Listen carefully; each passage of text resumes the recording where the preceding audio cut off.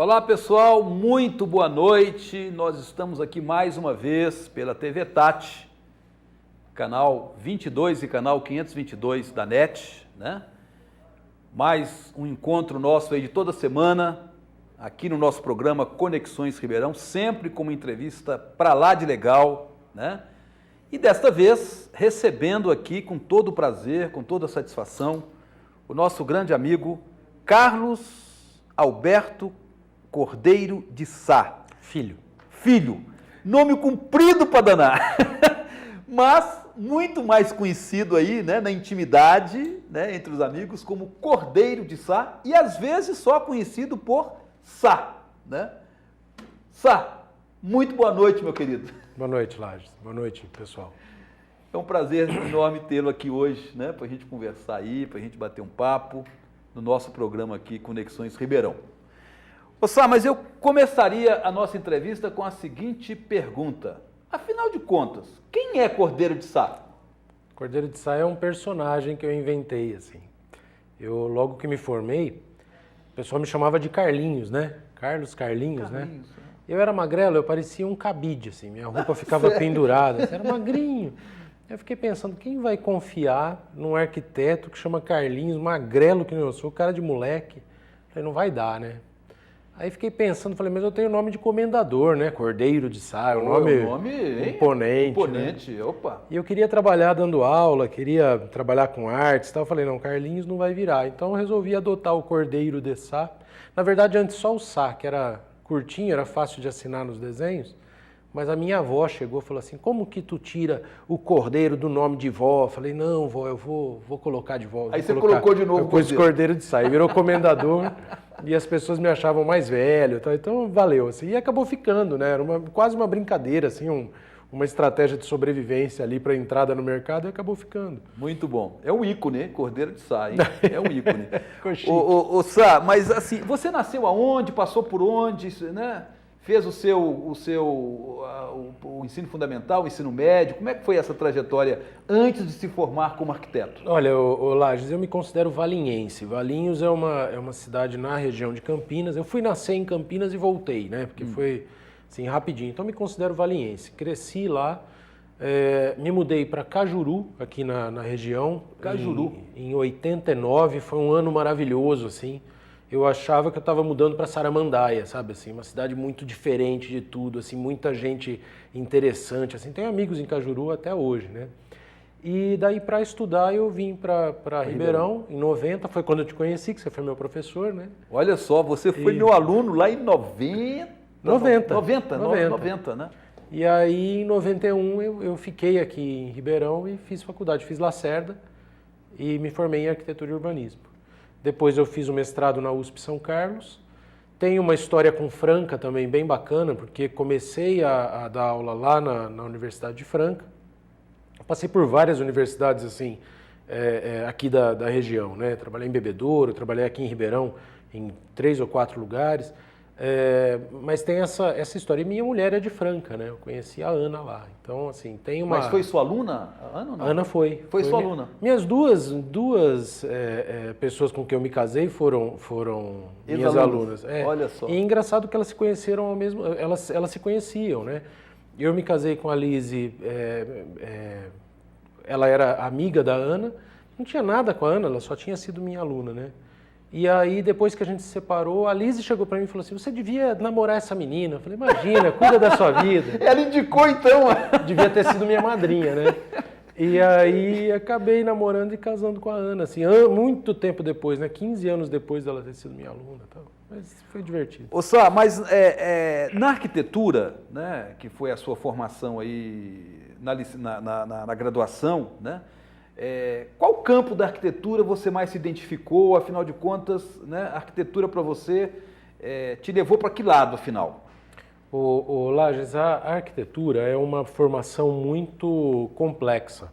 Pelo menos era, né? A gente tinha uma visão de mundo muito ampla. Então você vai do design de objeto até o design da cidade.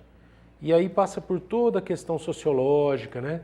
E eu sempre fui voltado para isso, assim, o pensar a cidade para as pessoas que vivem na cidade, né?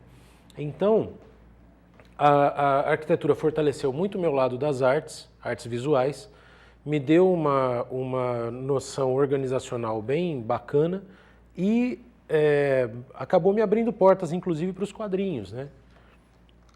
Agora, essa questão aí da arquitetura, né? Você fez mestrado em São Carlos, Sim. Não é isso? Qual foi sua área de pesquisa, seu trabalho aí, né?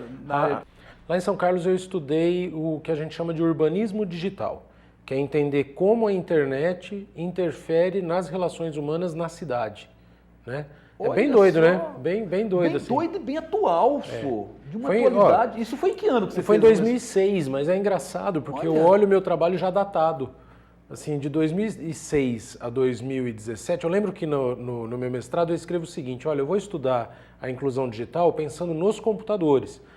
Eu acredito, como tais autores, né, que a verdadeira inclusão vai acontecer pelos celulares, mas nós ainda não temos dados para discutir isso, né? Depois, um pouquinho depois, veio o smartphone e já mudou tudo. Quer dizer, eu acho meu trabalho hoje datado, apesar dele ser recente, né? Mas assim, é um tema que ainda aguça a curiosidade e a pesquisa, enfim, né? Sim. Uma coisa que está aí para ainda ser discutida, né? Sim, eu acho que a base do trabalho é muito atual, né? A discussão dessa relação do homem com a tecnologia, como a gente mudou os nossos relacionamentos, está mudando, né?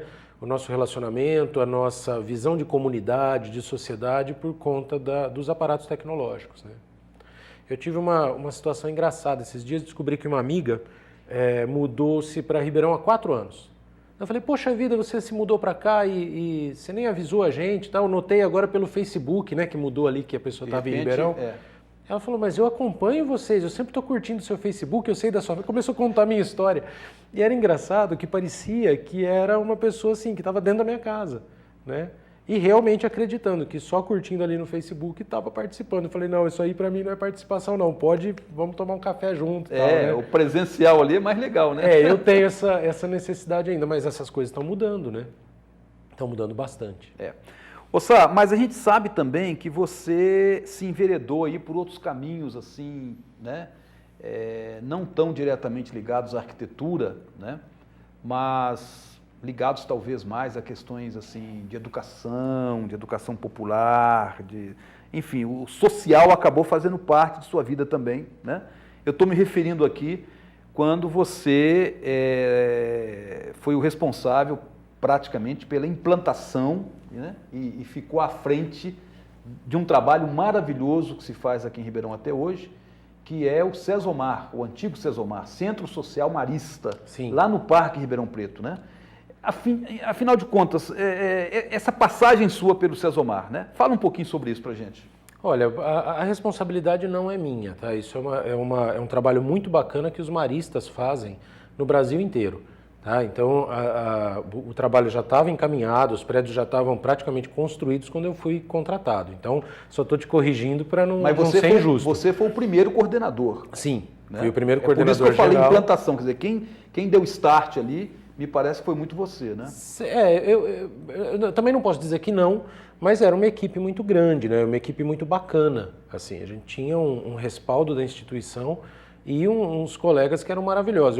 Eu sinceramente, isso não é falsa modéstia, não. Eu acho que eu mais aprendi do que fiz qualquer coisa lá, né? Mas o trabalho foi de 2002 até 2009, então 7 anos aí, desde a implantação até o momento em que a opção da instituição começou a mudar. Em vez da gente ter uma obra que fazia o contraturno escolar, quer dizer, a criança ia para a escola, o jovem vinha para depois ter um acompanhamento com a gente, a instituição começou a ver de uma forma muito acertada que era necessário ter uma escola ali, né? Era uma questão de base ali.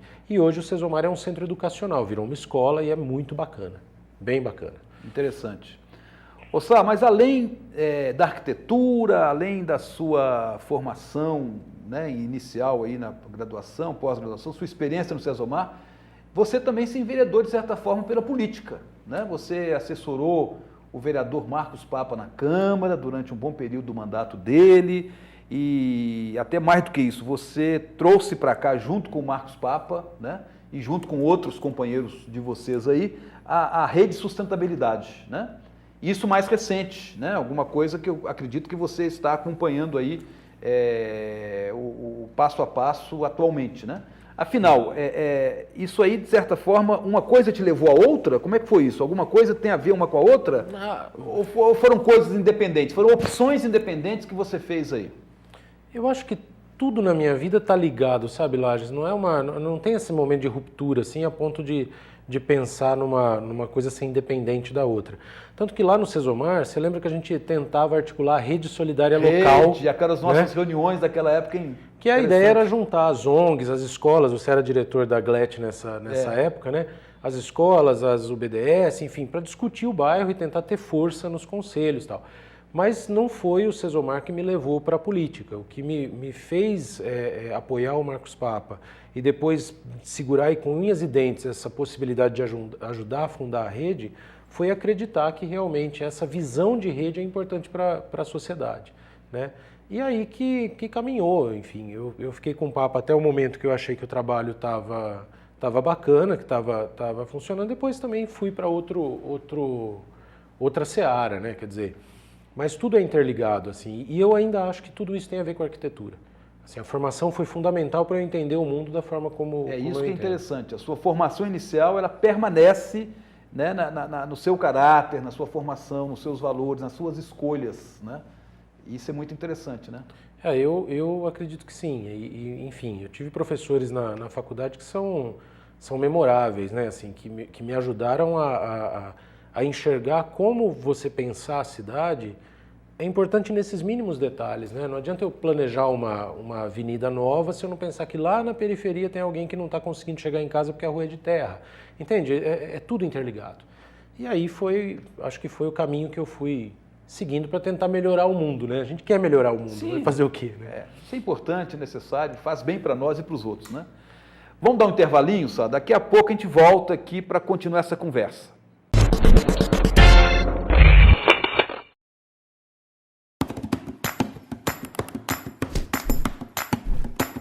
Que tal reunir a garotada para um momento bem diferente? O programa Clube Kids resgata brincadeiras antigas e que fazem a alegria das crianças. Embarque comigo nessa aventura, vai ser pura diversão. Clube Kids com Camilo Cabe, aqui na TV Tati. Muito mais Ribeirão.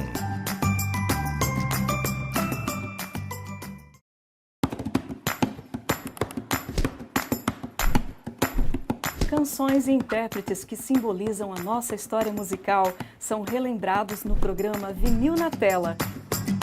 Tem novas vozes e estilos para despertar novas emoções. E nessa viagem musical você vai se surpreender. Vinil na Tela, com Márcia Soares. Aqui na TV Tati. Muito mais Ribeirão.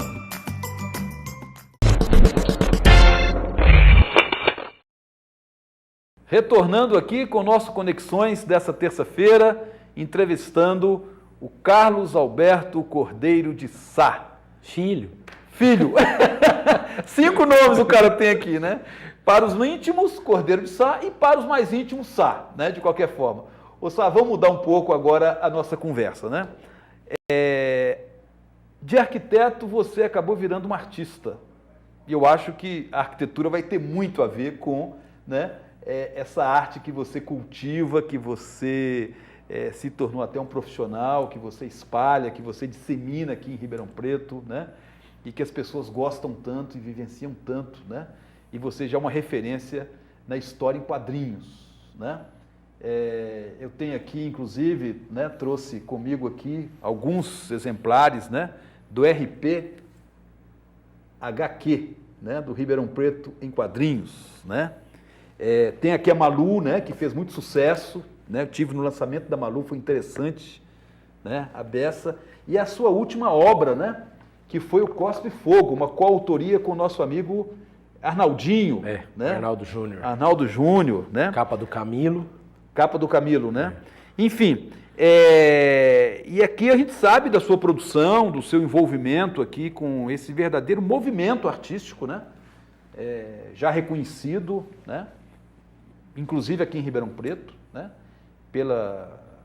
pelas publicações que já foram feitas, enfim, pelos eventos que vocês já realizaram aqui, né? E a gente sabe que há muita gente envolvida, muito artista aí da história em quadrinhos que estão aí nesse movimento de vocês, né? Afinal, como é que você desabrochou para isso, hein, Sá? Em que momento foi que você... Eu lembro, antes das publicações, alguma coisa, né, de desenho que você publicou, eu mesmo tenho muita coisa, né? Quando a gente saía para uns barzinhos aí da vida, você pegava o guardanapo Desenhava no guardanapo. desenhava alguma coisa e aquilo lá virava uma arte, então a gente levava com carinho aquilo que você nem imagina, guardava, e estão guardados muitos até hoje, né? Afinal, como é que foi o iniciar desse processo? Olha, eu desenho desde os 2 anos de idade, assim. Eu tenho meu primeiro quadrinho guardado lá em casa, assim, com 2 anos. Minha mãe colocou a data. E aprendi a ler com histórias em quadrinhos. Eu aprendi a ler vendo televisão, muito Vila Sésamo, né, e quadrinhos. A primeira palavra que eu escrevi foi Dededrim. Você lembra que tinha um desenho animado na propaganda do inseticida, lá da detetizadora? Né? E eu achava o máximo aquele desenho. Aí eu escrevi Dededrim, assim, imagina, já veio com merchandising minha formação. E aí sempre tive nesse universo, né? Na faculdade eu participei, por força de um professor, o Dante Velloni, ele catou uns trabalhos meus e falou, se inscreve nesse lugar aqui, é um concurso. Falei, tá bom, e fui lá, fiz essa inscrição. Não achava que fosse dar em nada, acabei ganhando o primeiro prêmio do Salão Nacional de Humor de Ribeirão. Eu falei, opa, dá samba, né? E por um acaso, nessa época, eu dava aula em Cajuru, dava aula de artes, e comecei a usar histórias em quadrinho com a meninada. Então eu enveredei pela pesquisa e falei, não, dá para fazer a arte também. E comecei a trabalhar com isso, né? Mas era uma coisa muito sofrida, até hoje é um pouco assim, as pessoas não valorizam o quadrinho, acho que é coisa de criança, né? Ou por ser coisa de criança é uma coisa menor, né? Não entende a riqueza que tem, e na verdade o quadrinho pode ser adulto, pode ser uma coisa que traz traz educação, traz uma boa mensagem, né? Traz reflexão, e aí enveredei por isso. A gente começou a fazer a Ribeirão Preto em quadrinhos com a ideia de juntar as pessoas. Falou, vamos juntar os artistas que tem aqui, porque Ribeirão tem muita gente boa. De uma coletânea com 20 pessoas acabou se tornando, de um álbum com 20 pessoas acabou se tornando uma coletânea com 70, né? Cresceu para chuchu. No meio do caminho lancei a Malu, são histórias de uma transexual, né? Na verdade são histórias de várias pessoas do universo LGBT, mas com a espinha dorsal na história de uma transexual que é a Agatha Lima, aqui de Ribeirão, e depois a coisa estourou, assim, eu sinceramente não esperava, né? E o ano passado, junto com o Arnaldinho, a gente fez a Cospe Fogo, que foi um pouco uma reação a ver que os direitos das minorias estavam sendo ameaçados, como depois a gente viu, né, com a lei do trabalho escravo e toda aquela coisa que veio depois, né?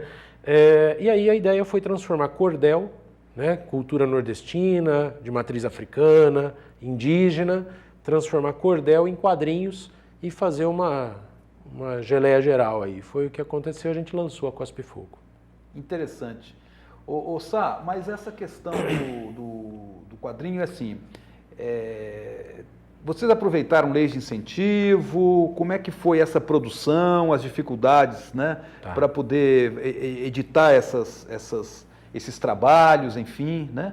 Queria que você falasse um pouco aí a repercussão disso, por exemplo. Vocês chegaram a levar isso para grupos mais específicos, por exemplo, escolas ou não?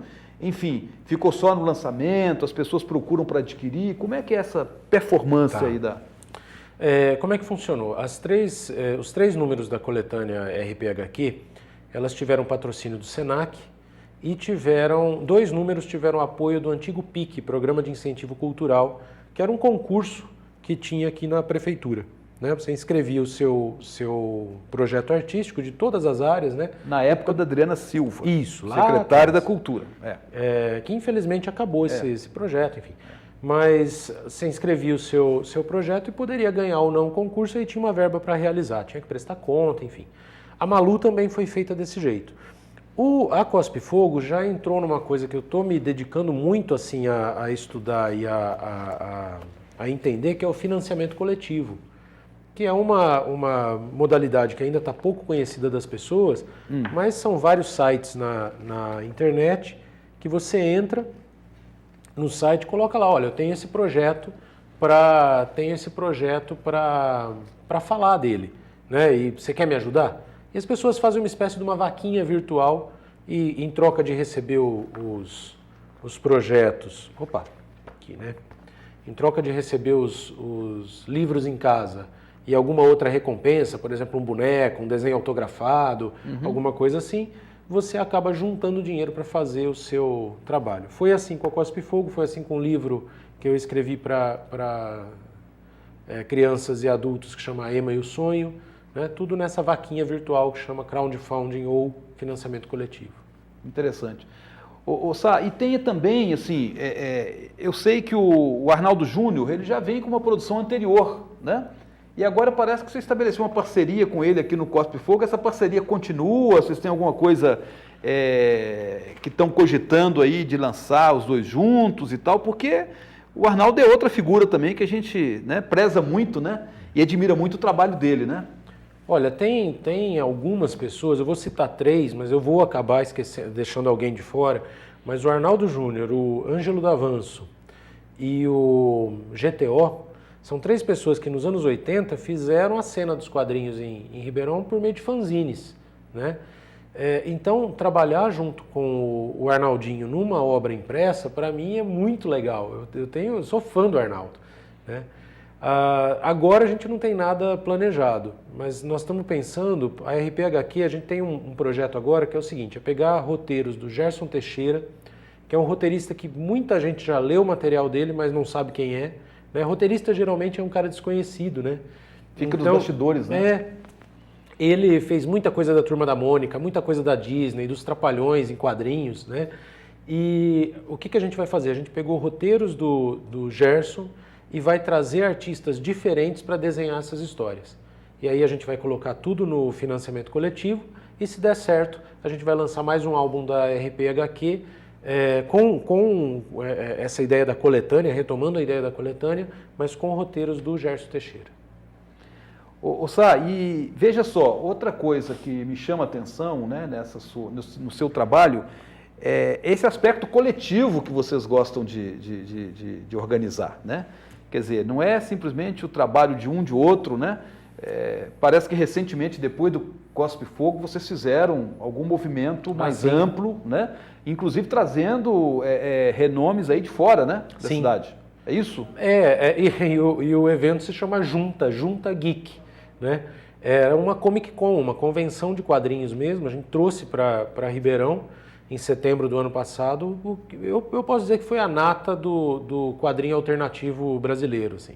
A gente trouxe muita gente bacana e junto com isso aconteceu várias exposições, exposição de brinquedo, torneios de jogos, K-pop, DGA, que é o Game Dance Arena, videogame, muitas palestras, foram 24 palestras, né, nos 2 dias de evento, que mais? Swordplay, né, que é o pessoal dos jogos de combate, aquela coisa medieval, tudo isso acontecendo em Ribeirão e com essa ideia de juntar as pessoas.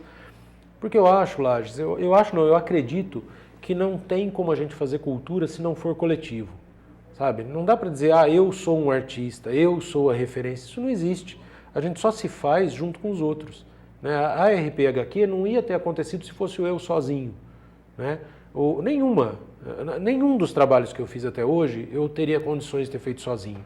Eu acho que eles alcançaram a visibilidade que alcançaram porque tinha gente junto, gente bacana apoiando. Então muitas vezes eu apareço como porta-voz, apareço na frente das coisas, acho que porque eu sei falar na televisão, entendeu? Acho que fica uma coisa, eu me comunico bem, acho que é por isso que aparece. Porque assim, na verdade, tem um pessoal muito bacana por trás, junto, né?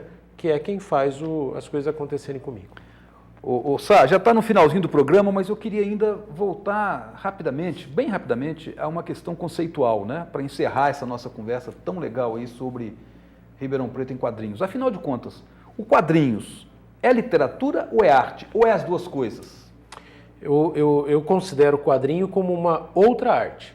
Eu acho que literatura é uma forma de arte, as artes plásticas e visuais são uma forma de arte, o cinema é uma forma de arte e o quadrinho é uma quarta coisa. Um quadrinho, ele tem uma identidade própria. Sim. Em termos de expressão artística. Por exemplo, você vai ver um filme, você lê o livro e vai ver o filme. As pessoas comparam. Eu não acredito que tenha comparação, porque livro é livro, filme é filme. Né? São estados de espírito e de corpo diferentes para você absorver aquela arte. É a mesma coisa com os quadrinhos. Então não considero quadrinho, quadrinho é literatura, quadrinho é artes visuais. Não, são coisas diferentes. É arte sequencial, muito próxima do cinema ali, mas são experiências diversas. Interessante.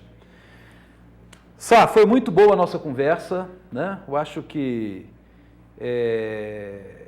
o nosso programa Conexões Ribeirão, ele tem uma força, ele está conquistando uma identidade muito forte no campo da cultura, né? E a sua entrevista aqui hoje, sem dúvida alguma, né, enobreceu muito, fortaleceu muito essa nossa tendência aqui no programa. Ele discute política aqui também, discute movimentos sociais, discute educação, discute Sevandija, discute, né, a crise política, enfim, né? Mas o tom forte dele é na cultura, é nas artes, né? E você deu, sem dúvida, uma contribuição enorme, né? Quem não sabia que nós temos em Ribeirão Preto um movimento forte de história em quadrinhos, ficou sabendo hoje, graças à sua presença aqui. Eu só tenho a agradecer, meu querido. Eu que agradeço. Que bom.